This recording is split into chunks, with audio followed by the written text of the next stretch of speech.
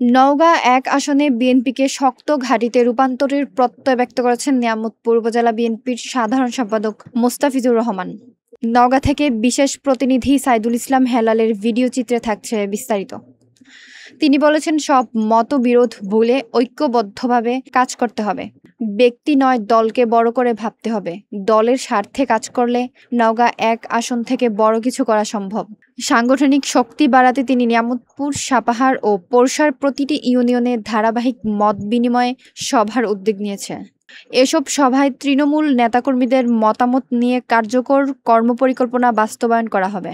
তিনি আহ্বান জানিয়ে বলেন, চলুন ঐক্যবদ্ধ হই, সংগঠনকে সুসংহত করি এবং বিএনপিকে বিজয়ের পথে এগিয়ে নিয়ে যাই।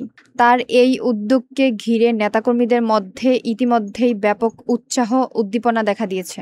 স্থানীয় রাজনৈতিক বিশ্লেষকরা মনে করছেন, মোস্তাফিজুর রহমানের নেতৃত্বে নওগাঁ ১ আসনে বিএনপি আরও শক্তিশালী হয়ে এগিয়ে যাবে। বিএনপির ভারপ্রাপ্ত চেয়ারম্যান, 18 কোটি মানুষের প্রিয় নেতা জনাব তারেক রহমান আজকে যে রাষ্ট্র মেরামতে যে কৃষ্টি রূপরেখা দিয়েছেন, প্রত্যেকটা রাজনৈতিক দল চায় যে রাষ্ট্র মেরামত করার জন্য প্রয়োজন। তিনি এইটা তো অনুভব করছে অনেক আগে, এবং এই দাবি করার আগে সর্বপ্রথম আমাদের বিএনপির ভারপ্রাপ্ত চেয়ারম্যান জনাব তারেক রহমান এই বাংলাদেশের মানুষের কথা চিন্তা করে তিনি এই 31 দফা রাষ্ট্র মেরামতের কথা তিনি বলেছেন।